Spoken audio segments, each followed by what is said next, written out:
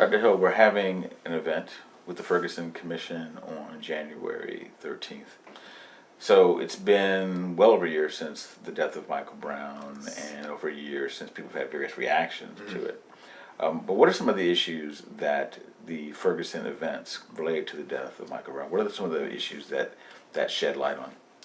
Well, when we think back on Ferguson and all the events that we've seen even occur since the initial death of Michael Brown in August of 2014, it's drawn attention to issues of policing and police brutality against minority communities. It's drawn attention to racial profiling, and specifically it's created a greater awareness of what Michelle Alexander termed the new Jim Crow, in which the criminal justice system functions as the primary means by which white supremacy continues to operate in American society. I see. So some people, they hear you say a word like white supremacy, and their initial view of that, I mean, they're seeing hoods and torches and things of this nature, right? So, but of course that's not. I mean, that's one obvious reflection or version of that. But when a lot of people are talking about white supremacy, can you tell us what is it exactly that is going on there, and how is that connected to what Michelle Alexander was talking about? Yeah, so when we talk about white supremacy, we're not necessarily referring to in this contemporary sense like a KKK or this particular group lynching people or hanging people in trees.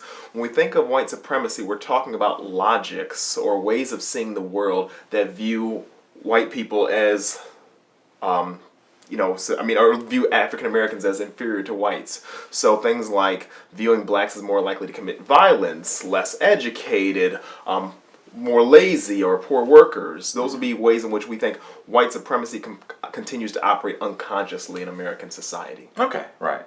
So with the Ferguson Commission event that we're going to have, but there were a lot of issues that happened connected with this. If someone says, "Well, why should I care about this?" And this we passed laws. People talk about this all the time. I'm tired of talking about this. Why is this something that people should continue to be caring about? We should continue to care about it because it's still something, and something being race in America is something that continues to disadvantage many of our citizens. Dr. King would often talk about we are tied together in a single garment of destiny.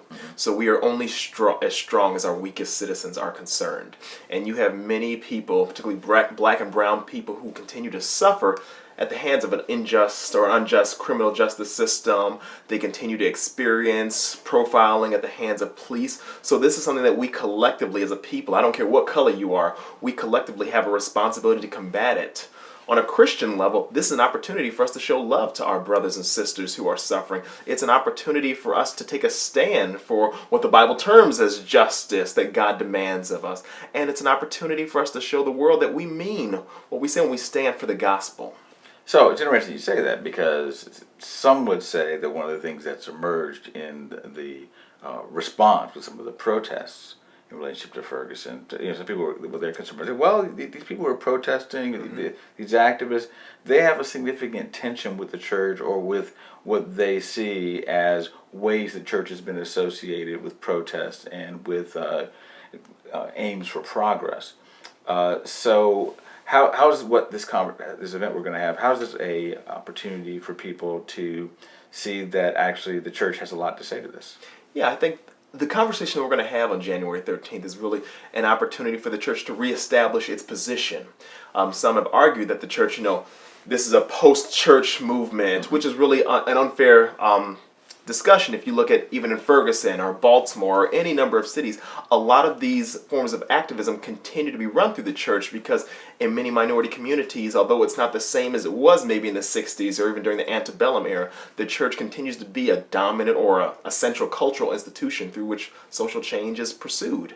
And so you've seen a lot of pastors contribute to the organizing. You've seen a lot of faith-based groups continue to support the role of continue to support forms of protest and things like that. So this is an opportunity for us to reestablish where the church stands in relationship to issues of social change that affect minority communities. So there's some people who might say, in light of some of the things you just said, they go, I understand what you're saying, but I'm not really a very political person, and I'm kind of skeptical about politics, or even the possibility of doing things through politics? Is this really only about politics?